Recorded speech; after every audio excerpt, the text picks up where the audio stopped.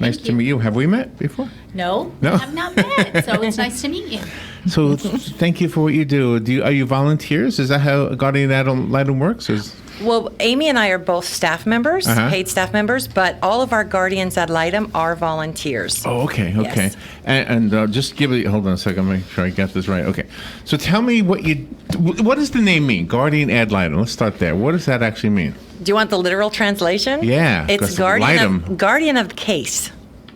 Is a literal translation. So I like- had to look that up myself when I started working for the program. Okay, so like a legal case? Well, yes. These children that we are advocates for are in dependency. So they've been removed from their home by the Department of Children and Families due to abuse, neglect, or abandonment. Okay. Yes, So so they they're- don't have a home, really. Well, they don't have a permanent home while they're during the dependency case. So they're in a foster home, or they could be placed with a relative, or sometimes non-relative caregivers that know the family, and the department will look at do a home study to ensure that it's a safe placement for the child, and we'll place them there during this. Okay, so while the they case don't goes have on. legal charges against them. The children? Yeah. No. No, okay. No. Okay. I mean, honestly, there could be some teenagers that may have They may have done juvenile something. cases, but Right. we are advocates for those children that are removed from their home due to abuse, neglect, or abandonment. So how does that advocacy manifest itself? Do you stand in court with them? Do you go take them out to go bowling? What do you do? Well, kind of all of the above. Yeah? The guardian ad litem will go and visit that child at a minimum once a month. We go to their home where they're placed, see how they're doing, spend a little time with them, talk to their caregivers. If they're school-age children, we're going to speak to their teachers to see how they're doing in school. Oh, wow. We want to ensure that any services those children might need, maybe they need tutoring, maybe they need counseling, those sorts of things are put in place. And we're sort of the stopgap so these children don't fall through the cracks as they go through dependency. And we go to court and we speak to the judge. We let the judge know how the child's doing. We make recommendations as to what we feel is in the best interest of that child. Oh, really? So Yes. you may have a closer relationship with the child than, let's say, an attorney would, right? Is that? Yes, absolutely. I think you'd agree, right, Amy? I totally agree because Yes. our volunteers have more time. So, Amy, do you work with the attorneys? Yes, I'm kind of like a person who is in the middle of the team, I guess you could say, because it is a team. We have the volunteer advocate who's the closest to the child, like Diana was saying, does all of that work in the field. And then I'm mainly in the office providing support to that volunteer, and also am communicating with our program attorney, child best interest attorney, and those are the three members of the team. The most important being the volunteer out in the field. I support and assist with reports, and we're legal party, so we can file motions on the children's behalf. And it's just a beautiful What kind of way. motions might you file? What? If the child is in a placement that we deem unsafe, we can file a motion to have the placement changed. Oh, really? Yes. Like, there was a story this morning. This woman took her 10-month-old baby boy and threw him against a fence. And the baby was taken away. Right. I don't know where they brought him, but that's what this. So what would happen? Let's say he's 10 months old. He can't speak for himself, obviously. Let's say he was brought to a family member, an aunt or an uncle. You would what? Then go to that house and make sure he's okay? Yes. The volunteer would go and see that child in that home and would continue to do so each month throughout the course of the case until that child gets to where we say what we call permanency. So either the child is placed back with the parent. Now the parents are given a case plan. These are tasks they have to complete in order to get their child back. Sort of they need to right their ship, really? if you will. Really? Okay? So if they complete all those tasks and show that they can provide a safe, secure home for that child, then the child is placed back.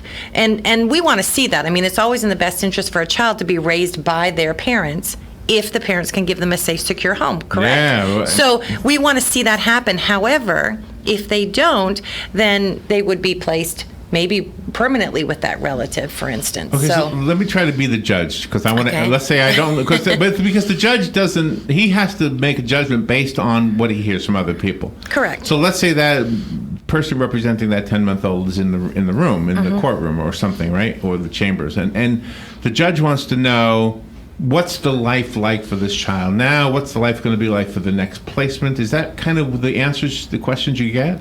Yeah, we And would. you're the ones who answer it? We would talk about, yes, we would tell the judge what we've seen, Oh, what wow. we've observed, what we've been told as when we go see these children, whether it's that 10-month-old child or a teenager or any age in between.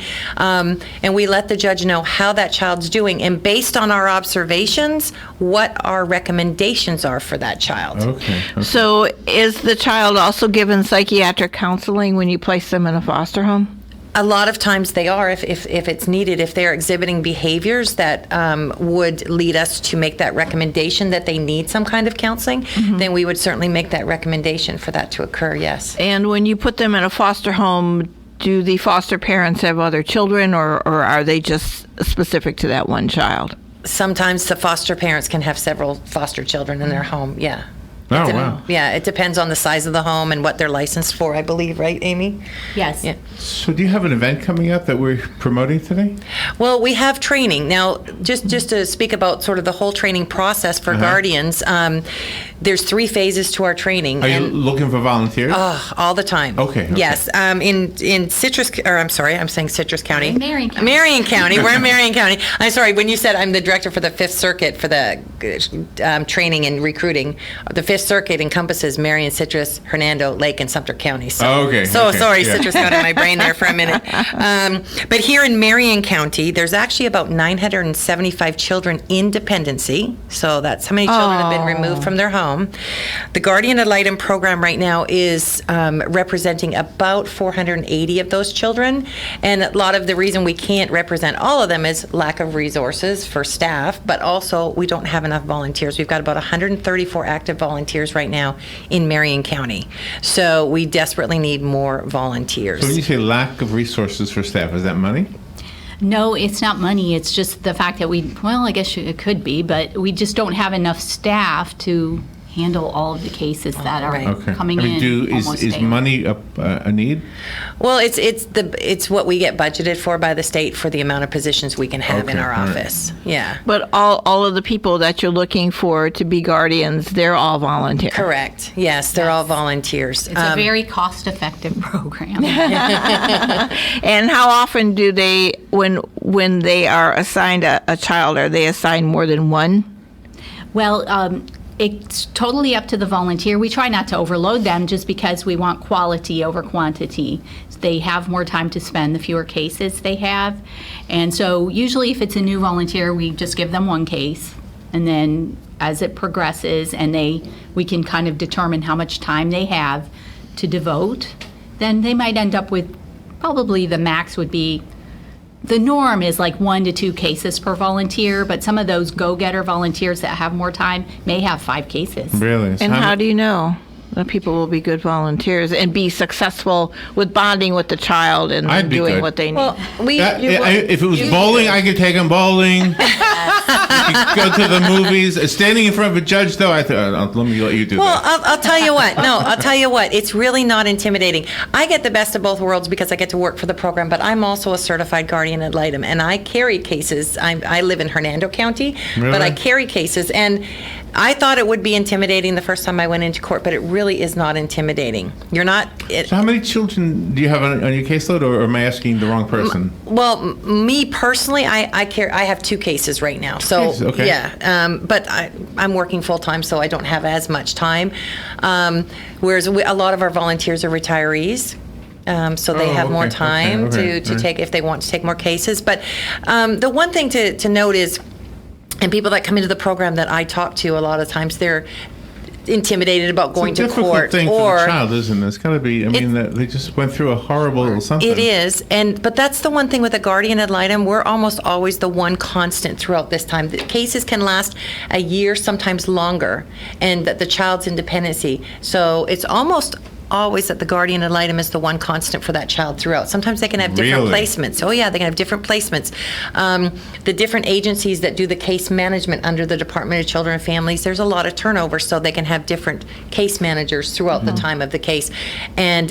But for the majority of the time, the guardian ad litem is the one person that's always there for that child all the way through. So we definitely develop a good relationship with them and show them that there are adults out there that are trustworthy and are caring, and because they come Can from you a world imagine? of substance abuse, They're gonna- domestic violence, things like that. Without people loving them and showing them what you're showing them, I mean, they could grow up into believing whatever cynicism is part of their belief system, right? Right. Right. Yeah. Yeah. Can they be foster parents? The guardian ad litem people themselves? Well, that gets a little sticky. They can be, but because there is sort of a conflict between the two different roles that plays. A foster parent is the everyday caretaker, whereas a volunteer is the advocate. And so I think it's best for the child for them to have, obviously they couldn't have the guardian ad litem be their foster parent. But we have had a few volunteers who really wanted to do more, and we try to work around it by maybe that their case would involve maybe a child from another area, they just visiting, maybe not in another foster home, but with like a family member or something. So, So there's not a conflict. Right.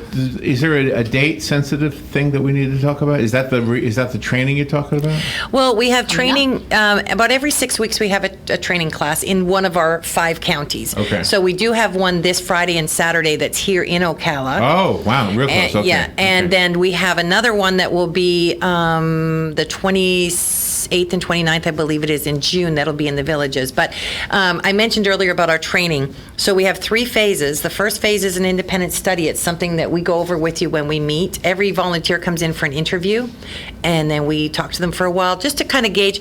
Robin had mentioned, how do you know if they're suitable for this? So we kind of get an idea through the interview process, and then they do 2 days of classroom training. And that's sort of part of the interview process as well, where not only are we making sure that they're a fit for us, but that we're fit for them. Right. And then the third phase of our training is field work. And at that time, they're assigned to a mentor, so one of our experienced volunteers that will work with them the first 6 weeks or so on their first case. To meet the child, so that mentor comes with With them the to do the- trainee yeah. to meet the child. Takes them to do a court watch so they get familiar with how court works, help them with their visit report. Every volunteer does a visit report once a month. So they help them with that, sort of getting that foundation started on their first case. And once they've completed that phase with their mentor, then they're fully certified as a guardian ad litem. And do they have to get recertified every year? Every year they have to complete 12 hours of continuing education credits. And we do brown bags, and there's different online training that they can do to meet that requirement to keep their certification. Before you started doing this, well, this is for both of you, was there a preconceived notion of what the job would look like or the task would look like that was completely wrong? Did you have a preconceived notion? Well, for me, it's a family thing. When the program started in the state of Florida, which was, 40 years ago? Almost 40 years ago. Yes, yeah. my Oh, mother wow. was involved from sort of the grassroots effort of okay. it, so I knew about the program. And So then you ended didn't up- have a preconceived notion. I mean, you knew No, what was going on. I kind of knew. So, so it was a little different for me than most people. I think they do think, oh, guardian, the name guardian ad litem makes you think that maybe you're the legal guardian and actually have the child in your home, which isn't the case. See, and I was So- wrong. I thought it was, and I kind of hinted at my wrongness. I thought you stood with a child who had broken the law or something of that sort. Yeah. Right. Yeah, no, a little different. For me, I didn't know what the Guardian Ad Litem program was. When I first heard about the Guardian Ad Litem, I was actually teaching. I was a college teacher. I was a nurse prior, so I was teaching medical classes. And somebody from the Guardian Ad Litem program came in, a recruiter, and did a little presentation. And I was like, wow, I'd love to do that. But at the time, I was a academic dean, so I was working 12, 14 hours a day. And but when I decided that wasn't for me anymore, I decided to start looking for another job. And lo and behold, there was this ad for recruiter for the Guardian Ad Litem program. And I was so blessed that they hired me. Wow, that's and amazing. And like I said, I get the best of both worlds because I get to be a Guardian Ad Litem, but I get to work for the program and train new guardians. So it's really awesome. Do the foster parents have to live in the school district for the students, and then do the guardian ad litem advocate for the student, do they have to register with the school so the school can talk to them also what's going on, just in case they get in trouble or something? So kind of a twofold question. The first part about the foster parents, The licensing agency in our circuit licenses homes in all 5 counties. And right now, they don't have enough foster homes. So they'll place a child wherever there's an opening, basically, that's willing and able to take their age group. And if they're in school, most often they have to change schools, which is yet another loss for the child after losing their family. They Oh, also wow. have to change schools. It's so tough for them. Do you ever face resistance or like an opposing side? Like you're in the courtroom and you're saying, I think this child would be better off, and then it's going to X residence, and then somebody disagrees, or it happens a lot? Yes, it does, because a lot of times if we're not advocating for the child to possibly be returned to the parents, I think that's the most common scenario where we don't agree. The parents would maybe like to have reunification, but they're just not ready. We don't feel, maybe they don't have a stable home or income or other things that they might Wow. need to work on, and so there can be a disagreement. It's so tough for and everybody. that's when the judge has to decide what Yeah. they think. Is this a is Florida best. program, a national program? It's national. There's different states. It could be known as CASA, Court Appointed Special Advocate. We're part of the national CASA organization, but so there's Guardian Ad Litem. Sometimes they call it Kids First, or in different states, but there's some form of this program in each state. We're really fortunate in the state of Florida because we have a lot of support. We get state funding for staffing, and then we get county funding for our space and phones and internet, things like that. There's some states that don't have any funding. All their staff, everybody are volunteers. So Do you ever bond with the kid? Do you ever get close to them? And absolutely, yeah, yeah. Is it hard? Is it hard to? I mean, I don't think it's hard. It's hard at the beginning of a case when But I you mean, at first the look. end, when you're saying goodbye, is that?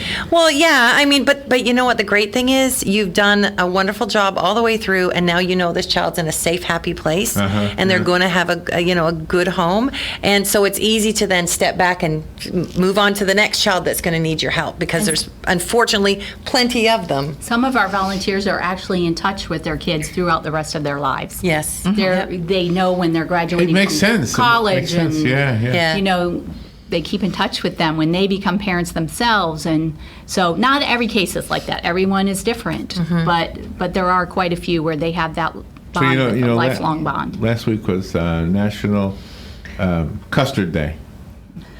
National Custard Day. Yeah, so they gave us, Freddy's gave us a bunch, so we're going to give them to you. Oh, Share okay. them with our Oh, volunteers. with the Yeah, kids. anybody who wants them. Awesome. Thank you. Now, what happens Fun. if a child starts hanging with the wrong crowd and then gets in trouble? What does the guardian ad litem person do then to set that child back on the right track? Yeah, well, I think they would definitely be meeting with the child and talking with them. But if it's an older child, maybe a teen, they don't always like to listen to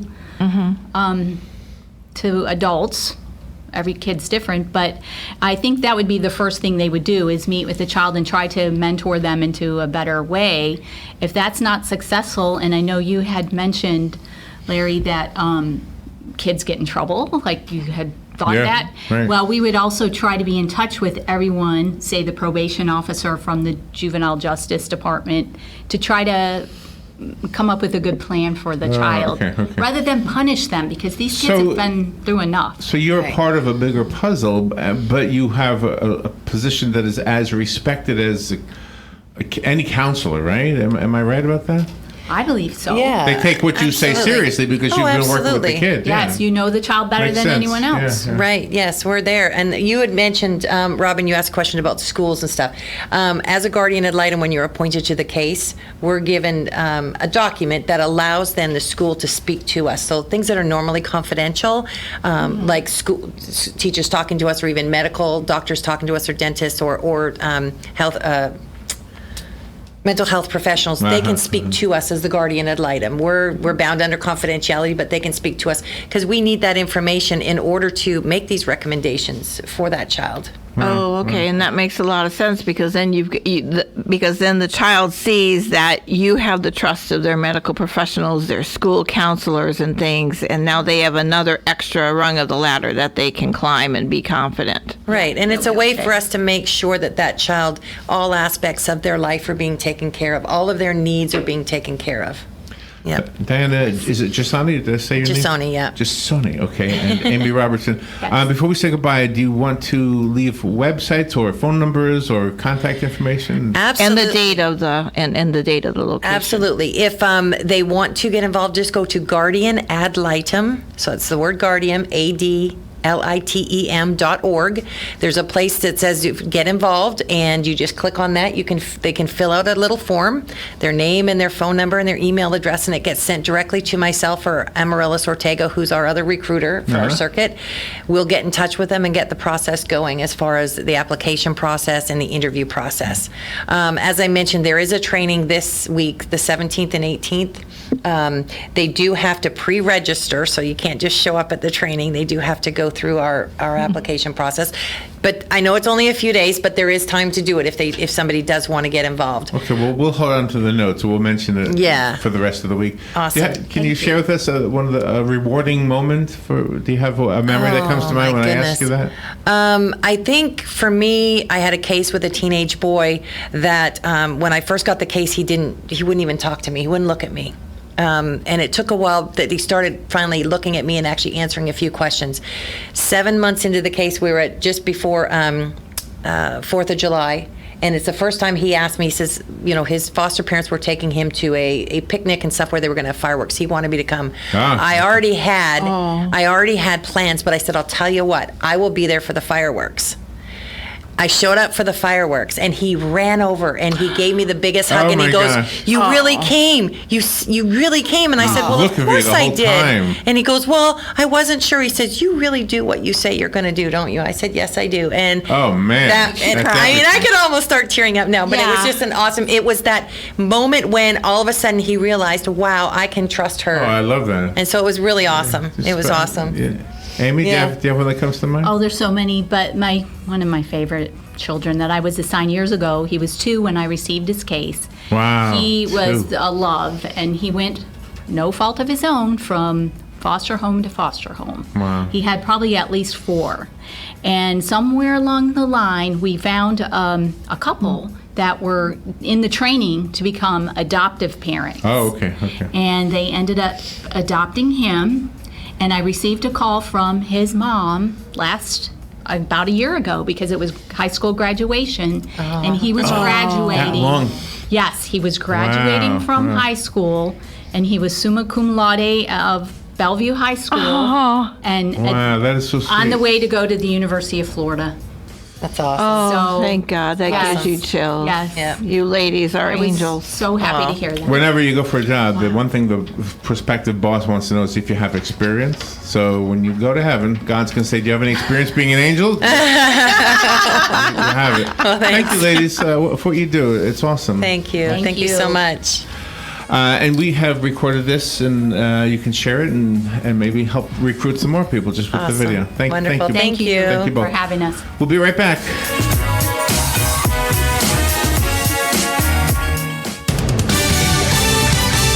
Fox News, I'm Chris Foster.